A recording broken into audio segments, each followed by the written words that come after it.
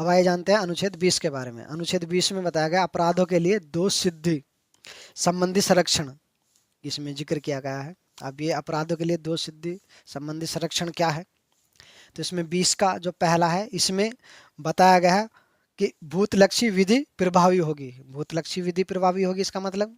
इसमें कहा गया है साफ साफ कि जो अपराध के समय आपको दंड, जो अपराध यानी अपराध के समय जो दंड प्रचलित था, जो जो देश की जो कानून व्यवस्था है, जो देश की जो है दंड संहिता है, उस दंड संहिता में, भारतीय दंड संहिता है अब तो BNS, उसमें किसी अपराध के लिए कोई दंड जो है वो उसका प्रावधान किया गया है कि इस अपराध के लिए ये दंड है। तो जिस वक्त आपसे वो क्राइम हो गया कोई, और जो क्राइम हो गया उस वक्त हमारे देश के कानून में उस अपराध के लिए जो सजा का प्रावधान है, आपको वही सजा दी जाएगी उस अपराध के लिए। जैसे इस वक्त अगर आपसे कोई क्राइम हो जाता है, सोचो कि आपसे जो है आपने कहीं चोरी कर ली, और चोरी की सजा जो है इस वक्त जो है फॉर एग्जांपल 3 महीने है, ठीक है, और आपका केस चलते चलते 5 साल हो जाती हैं, ठीक है, और 5 साल हो गए आपका केस चलते चलते, 5 साल बाद आपको सजा होती है। लेकिन 5 साल बाद जब सजा होती है तो जैसी चौथी साल गुजरी, यानी चौथी साल हुई थी, तो चौथी साल बाद में या 5वीं साल में जो है अब जो है चोरी की जो सजा वो 3 महीने नहीं है, वो 3 साल हो गई, चेंज कर दी सरकार ने। तो अब जब को सजा दी, जब आपको जो केस आप पर जो फाइनल हो जाएगा, तो अब जो आपको सजा दी जाएगी उस चोरी की सजा वो 5 साल नहीं दी जाएगी, क्योंकि जिस वक्त आपने क्राइम किया था उस वक्त चोरी की सजा वो 3 महीने थी, लेकिन 5 साल आपका केस चला। लेकिन वो 5वीं साल में जो है सरकार ने वो चोरी की सजा वो 5 साल कर दी, 3 साल कर दी। तो आपको जो 3 साल या 5 साल जो अब हुई है नई सजा जो चेंज हुई है वो नहीं मिलेगी, क्योंकि जिस वक्त आपको आपने क्राइम किया था उस वक्त चोरी की सजा वो 3 महीने थी। तो इसलिए 3 महीने ही आपको जो है वो जो चोरी के खिलाफ जो अगर ये जुर्म साबित हो जाता है तो आपको 3 महीने की ही जेल होगी, ना कि 3 साल की। जो नई सजा आई है ना वो नहीं होगी। जो चोरी जिस जिस समय हुई थी उस वक्त जो सजा का प्रावधान था, हमारे देश की जो दंड संहिता है BNS, भारतीय दंड संहिता, उसमें जो प्रावधान है उसी के तहत आपकी जो है वो सजा होगी। जिस वक्त क्राइम क्या है उस वक्त जो हमारे देश के कानून में, हमारे देश के, ठीक है, दंड संहिता में जो सजा का प्रावधान है वही सजा मिलेगी, ठीक है। ऐसी आई नहीं है कि बाद में जो केस चलते चलते सजा बढ़ा दी गई तो आपको ज़्यादा बढ़ के सजा मिल जाएगी, ऐसा नहीं है, ठीक है ना। तो इसमें यही बात बताई गई है। और 20 का जो दूसरा है इसमें बताया गया कि दोहरे दंड का प्रावधान से मनाही की गई है। दोहरे दंड के प्रावधान से मनाही मतलब 20 का दूसरा खंड है ये। इसमें कहा गया कि अगर आपने कोई क्राइम कर दिया, क्राइम करने के बाद में आपने, जैसे आपने कोई चोरी कर ली, चोरी करने के बाद में आपको 3 महीने की सजा हो गई, ये तो फॉर एग्जांपल समझाने के तौर पर बता रहा हूँ मैं, यदि आप समझो कि चोरी की सजा 3 महीने है, ऐसा नहीं है, ठीक है। ये तो मैं फॉर एग्जांपल आपको समझाने के तौर पर केवल बता रहा हूँ। आपने चोरी कर ली और ठीक है, आपको जो 3 महीने की सजा हो गई, और आपने वो 3 महीने की सजा काट भी ली, आप जो है सजा से वो फारिग हो गए, आप निकल गए जेल में से, ठीक है, आपको जो है वहां से जो है आपको फारिग कर दिया कि आपकी सजा मुकम्मल हो चुकी है, आप जो जा सकते हैं, आप चले गए। तो वही सजा आपको दोबारा नहीं दी जा सकती उसी क्राइम के लिए, जब तक आप क्राइम दोबारा ना करोगे तब तक, ठीक है। जब क्राइम आप वही क्राइम या कोई भी क्राइम जब आप दोबारा कर दोगे तब सजा फिर दोबारा होगी। ये नहीं कि एक बार आपने सजा कंप्लीट कर ली फिर वो उसी क्राइम के लिए आपको दोबारा सजा दे दी जाएगी, नहीं, जब तक आप क्राइम दोबारा ना करोगे तब तक सजा नहीं होगी। यह है 20 का दूसरा खंड, क्लियर। अब ये 20 का जो तीसरा खंड है इसमें कहा गया व्यक्ति को स्वयं की गवाही के विरुद्ध बाध्य नहीं किया जा सकता। यानी कोई भी व्यक्ति है उसके खिलाफ खुद आप ये नहीं कह सकते कि जबरदस्ती, ये नहीं कहलवा सकते किसी से कि आप जो खुद के खिलाफ गवाही दो, नहीं, ऐसा बाध्य नहीं कर सकते। अनुच्छेद 21 के बारे में आइए जानते हैं, काफी मोस्ट इंपोर्टेंट है, ठीक है, जिसका जो है होना संविधान के अंतर्गत बहुत ही ज्यादा अहम, ज्यादा जरूरी था, और ये आम नागरिकों को काफी मोस्ट इंपोर्टेंट आम नागरिकों के लिए है। ये अनुच्छेद 21 की बात कर रहा हूँ मैं। इसमें जीवन और दैहिक स्वतंत्रता की बात की गई, यानी आपके जीवन को जो है कोई भी यूं ही नहीं छीन सकता। जब तक आप ऐसा कोई संगीन जुर्म नहीं कर कर देते जिस जिस संगीन जुर्म के लिए जो है आपकी जो जान ले ली जाए, तब तक कोई भी जो है आपकी जान नहीं ले सकता। आपने कोई ऐसा क्राइम कर दिया, हमारी भारतीय दंड संहिता में उसके लिए मौत की सजा है, तब तो आपकी जान ली जा सकती है, वरना आपकी जान कोई भी नहीं ले सकता, खुद आप भी नहीं ले सकते यहाँ तक भी। ठीक है, तो जीवन की स्वतंत्रता है, दैहिक जो है वो स्वतंत्रता है। जीवन की स्वतंत्रता में कौन कौन से पॉइंट्स आते हैं? काफ़ी सारे जो है पॉइंट्स आते हैं, काफ़ी चीज़ें आती हैं, इसको जानना जरूरी है। जैसे अच्छा पर्यावरण, अब कोई आपकी जान तो नहीं ले रहा, आपका घर है, आप हो, लेकिन बराबर में जो है इस तरीके की गैस या कोई परमाणु बम छोड़ दे, विस्फोट कर दे, या कोई केमिकल फैक्ट्री लगा ले और उससे जो आपका स्वास्थ्य खराब होने लगे, आपके बच्चे बीमार होने लगे, खुद बीमार होने लगो, तो वो एक केमिकल फैक्ट्री वाला ये कह मैं कोई तेरी जान थोड़ी ना ले रहा हूँ, मैं तो अपना काम कर रहा हूँ, लेकिन उससे जहरीली गैस तो निकल रही है और लोगों को वो बीमार तो कर रही है। वो आज ना तो कल कम से कम वो इस बीमारी से मर जाएंगे, उनका जो स्वास्थ्य खराब हो जाएगा। ठीक है, तो ये यहीं से चीज़ें निकल कर आती हैं कि आप जो इस तरीके से, यानी जीवन को कोई चीज़ अगर ख़त्म कर रही है, ठीक है, जो उनके हेल्थ को जो नुकसान पहुंचा रही है, तो वो मान्य नहीं होगी। वो यहीं से स्वतंत्रता मिली हुई है आम पब्लिक को, ऐसा कोई नहीं कर सकता।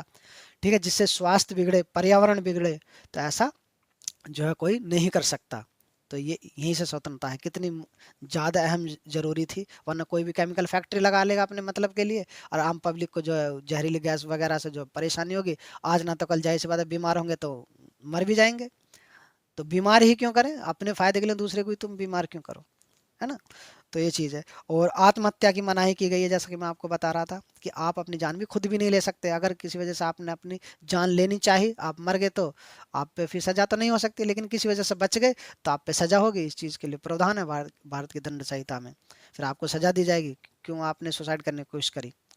ठीक है ना। तो आत्महत्या करने पर भी जो सजा का प्रावधान है हमारे भारत देश की दंड संहिता में। और दैहिक स्वतंत्रता का मतलब है, यानी आपका जो शरीर है, तो शरीर की भी कुछ ना कुछ, शरीर के लिए भी कुछ ना कुछ आज़ादी होनी चाहिए। तो यहाँ पर मैंने कुछ पॉइंट्स बताए आपके,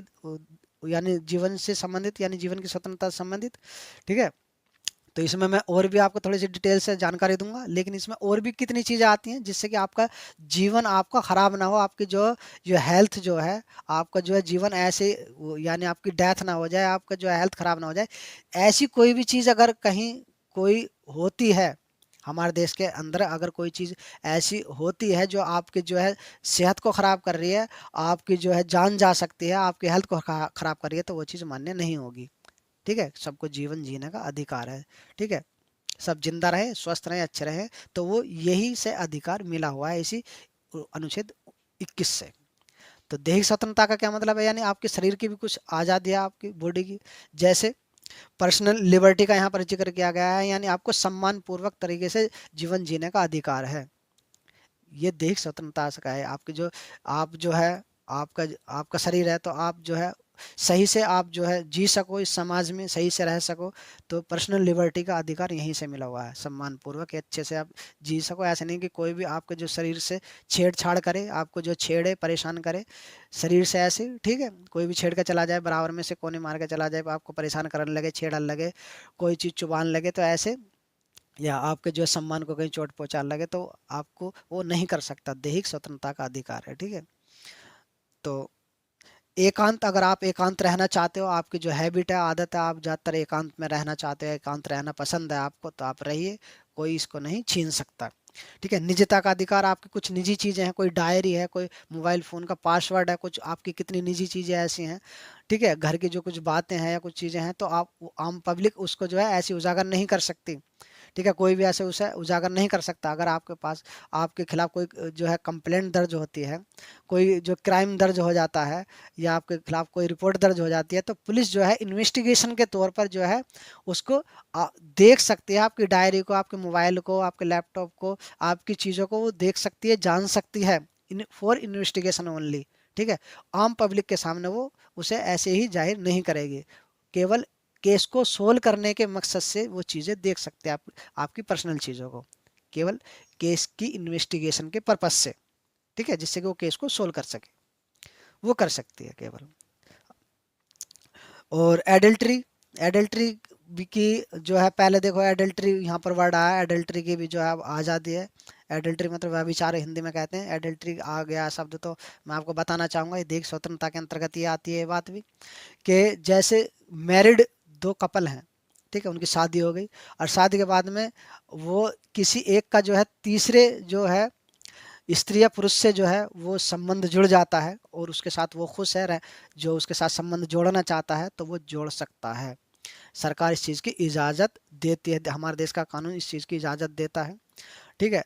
ये आप वो संबंध बना सकता है, लेकिन यहाँ पर यह है कि अगर वो जो जैसे दो जने हैं, एक ने जो है तीसरे से संबंध बना लिए, ठीक है, शारीरिक संबंध बना लिए, उसके साथ ही रहना चाहता, जो फिर ये एक जो बचा हुआ शख्स है ये चाहे तो वो तलाक ले सकता है, डिवोर्स ले सकता है, ठीक है। और जब जाहिर सी बात है तीसरा उससे संबंध बना रहा, उसके साथ रहना चाह रहा, तो ये डिवोर्स दे भी देगा, तलाक दे भी देगा, ठीक है, इस तरीके से। तो इस चीज़ की आज़ादी वो जो मिली हुई है वो अनुच्छेद 21 में ही, जो दैहिक स्वतंत्रता है इसी के अंतर्गत एडल्ट्री आती है, यानी व्यभिचार, तो इसी में ये चीज़ की अब आज़ादी है वो, ठीक है ना। तो विदेशी यात्रा, कोई भी जो विदेशी यात्रा कर सकता है, किसी का मन है विदेश में जाने का, घूमने का, तो कर सकता है, ठीक है, तो यहीं से ये आज़ादी मिली मिली है। और जेल के दौरान मृत्यु का अधिकार, यानी अगर आपको जेल में आप जिस जिस स्वास्थ्य के साथ, जैसी आपकी हेल्थ थी उस हेल्थ के साथ में आप गए हो जेल के अंतर्गत, आपकी जो बॉडी का जो है वो जो आपकी डॉक्टरी होगी, आपकी जो लिखी जाएगी, आपकी हेल्थ कैसी थी जब आप जेल में गए, ठीक है। अगर चले जाते हो किसी कारणवश, आप पे कोई केस लग जाता है, साबित हो जाता है, आप चले जाते हो जाता है ऐसा, कितने जाते हुए जेल में, तो आप जो है जेल में भी अधिकार मिलते हैं इसी अनुच्छेद 21 के अंतर्गत। तो जो आपकी हेल्थ थी, आपकी डॉक्टरी की गई, जब आप जेल से रिहा हो गए तो आपकी वो डॉक्टरी होगी, हेल्थ चेक करी जाएगी, कहीं आपको जो है कोई वैसे तो परेशानी नहीं हुई जेल के दौरान, वैसे तो आपको जो है कहीं परेशान नहीं किया गया कि आपकी कहीं जो है इस तरीके की आपके बॉडी के अंदर अंदर ऐसी चीज़ तो ना कर दी गई है जिससे कि आपकी डेथ हो जाए, या जेल में भी अगर आपकी डेथ हो जाती है 3 महीने की या 3 साल की सज़ा का प्रावधान, आपको जो सज़ा सुनाई गई है 3 महीने की, फॉर एग्जाम्पल मैं आपको बताना चाहूँ 2 महीने की या 3 महीने की सज़ा आपको हो गई, लेकिन आपकी जो है मृत्यु हो गई, तो उस मृत्यु क्यों हुई, मृत्यु की तो सज़ा नहीं हुई थी, सज़ा तो आपको 3 महीने की जो नॉर्मल हुई थी, जैसे भी है 3 महीने के 3 साल की वो हुई थी, लेकिन आपकी डेथ हो गई किसी कारणवश, तो उस कारण की जो इन्वेस्टिगेशन होगी आखिरकार क्यों हुई डेथ, क्योंकि सज़ा जो हुई है वो डेथ की नहीं हुई है, मृत्यु दंड की सज़ा नहीं हुई थी, सज़ा जो हुई थी वो 3 साल की कारावास की हुई थी या 3 महीने की सॉरी कारावास की हुई थी, लेकिन आपकी डेथ होगी तो उसकी इन्वेस्टिगेशन होगी कि आपकी डेथ क्यों हुई। तो जेल में डेथ का हो जाना, इस जो ये यहाँ भी अधिकार मिलता है कि वो डेथ नहीं हो सकती, यानी होने का मतलब ये है कि नॉर्मल अगर डेथ हो जाए तो एक अलग बात है, लेकिन वैसे आपकी जान नहीं ले सकता कोई जेल में, ठीक है ना, जानबूझकर जान नहीं ले सकता कोई भी, वो जेल का कोई भी जो पुलिस अधिकारी हो, ठीक है, जेलर हो, कोई भी हो, कोई भी आपकी जान नहीं ले सकता ऐसी, ठीक है। अगर सजा 3 महीने की या 4 महीने की, वैसे उस सजा को आप काटोगे, लेकिन वैसे डेथ कोई आपकी नहीं कर सकता। हाँ, वैसे अगर नॉर्मली डेथ जैसे होती है ऐसा हो जाए तो कोई बात नहीं। सार्वजनिक फांसी का जो विरुद्ध अधिकार है, यानी सार्वजनिक फांसी नहीं दी जा सकती, यानी पूरी पब्लिक को इकट्ठा करके, सबको इकट्ठा करके आपको जो है सबके सामने फांसी नहीं दी जा सकती, ये भी अधिकार जो है वो अनुच्छेद 21 के अंतर्गत दिया गया है, ठीक है। और चिकित्सीय सहायता का भी अधिकार है, आपको मेडिकल जो सहायता वो उपलब्ध कराई जाएगी, आपको हेल्थ से संबंधित जो है वो सहायता उपलब्ध कराई जाएगी, ये भी आपका अनुच्छेद 21 के अंतर्गत ही आता है। तो कितने सारे देखो जो है वो अधिकार अनुच्छेद 21 के ही अंतर्गत वो निकल कर आते हैं, और 21 के अंतर्गत ही आपको जो है 21 का कै जोड़ा, ठीक है, वो कै किस लिए जोड़ा, वो जो जो है ना जीवन और दैहिक स्वतंत्रता का अधिकार, तो जीवन के अंतर्गत ही, यानी जो जीवन का जो अधिकार है तो उसके अंतर उसी चीज को देखते हुए 21 का कै जोड़ा है। इसमें जो है 21 के कै को जो है कै में जो है शिक्षा के अधिकार को लाया है, क्योंकि शिक्षा ही एक ऐसी जो है एक कह सकते हैं ऐसी चीज है जो इंसान को जीने का अधिकार जो है वो देता है। शिक्षा नहीं तो इंसान कैसे किस तरीके से जिएगा फिर इस जो है समाज में, अपने आप को कैसे जो है ऊपर उठाएगा, अपना कैसे विकास करेगा, कैसे एक अच्छा जीवन जो वो सोच सकता है कि मेरा एक अच्छा जीवन होगा जिससे कि उसका जीवन अच्छा हो, उसका विकास अच्छे से हो, वो अच्छा जीवन जी सके। तो इस चीज को देखते हुए जो किसके अंतर्गत जो स्वतंत्रता दी गई है, जीवन जीने का अधिकार, यानी जीवन का अधिकार, तो इसी में जो है 21 का क्या जोड़ दिया गया, उसमें बताया गया कि यानी शिक्षा का अधिकार भी मौलिक अधिकार के अंतर्गत ही आता है। ठीक है, जो 21 में दी गई है ना बात, जीवन की स्वतंत्रता, उसी को देखते हुए 21 का क्या जोड़ दिया गया है, जिसमें शिक्षा के अधिकार को लाया गया। इसमें राइट टू एजुकेशन, जो शिक्षा का अधिकार मतलब राइट टू एजुकेशन, आरटीआई। तो 86वां संविधान संशोधन किया गया 2002 में, और इसमें जो है 0 से 6 साल के जो बच्चे होते हैं उनकी हेल्थ को जो है मौलिक अधिकार के अंतर्गत लिया है, जिसमें 0 से 6 साल के जो बच्चे होते हैं उनकी हेल्थ को ध्यान में रखते हुए कितनी जो सरकार स्कीम चलाती है, और लोग जो 0 से 6 साल के जो बच्चे हैं उनको जो है हेल्थ संबंधित जो है वो जो जो है वो चीज़ें जो मुहैया करवाती है, घर घर जो है आपने देखा होगा जो है आती हैं, आंगनवाड़ी जो है कुछ कार्यकर्ता आती हैं। ठीक है, जो है 0 से 6 साल के बच्चों को जो है काफ़ी जो हेल्थ संबंधित वो चीज़ें प्रोवाइड कराती हैं। ठीक है, वो सभी इसी अनुच्छेद 21 के अंतर्गत ये चीज़ें आपकी करी गई हैं। और 6 से लेकर फिर बच्चा जब ऊपर चलता है, उसकी एज बढ़ती है, तो 6 से लेकर आपके 14 साल तक जो बच्चे को जो है वो शिक्षा का अधिकार दिया गया है। आपकी कक्षा 8 तक जो है वो शिक्षा जो फ्री जो है सरकार ने की है, वो इसी के अंतर्गत की है। ठीक है, जो क्योंकि जो 21 के कै में जो शिक्षा का अधिकार जोड़ा गया है, मूल्य अधिकार अब इसे कर दिया गया है, तो 6 से लेकर 14 साल के बच्चों को वो सरकार जो है फ्री शिक्षा वो देती है, वो इसी के अंतर्गत देती है, क्योंकि जो 21 के अंतर्गत जो है वो जीवन जीने का जो अधिकार है उसके अंतर्गत ये चीज़ें लाई, तो उसके अंतर्गत ही ये आपकी जो है 0 से 6 साल हेल्थ की जो है अधिकार, और आपका जो है यानी हेल्थ की जो सरकार जो है वो जो उनको हेल्प कराती है हेल्थ से संबंधित, और 6 साल से 14 साल के बीच में जो आपकी जो एज है उसमें जो है शिक्षा का जो जो है वो चीज़ें उसको हेल्प कराती है, यानी शिक्षा फ्री कर रखी है सरकार ने, वो इसी के अंतर्गत है, अनुच्छेद 21 के अंतर्गत। ठीक है, 21 का जो क्या है आपका शिक्षा का अधिकार। तो उम्मीद करता हूँ कि आपको यह अच्छे से समझ में आ गया होगा अब जो 21 जो कितना अहम है आम नागरिकों के लिए। ठीक है ना।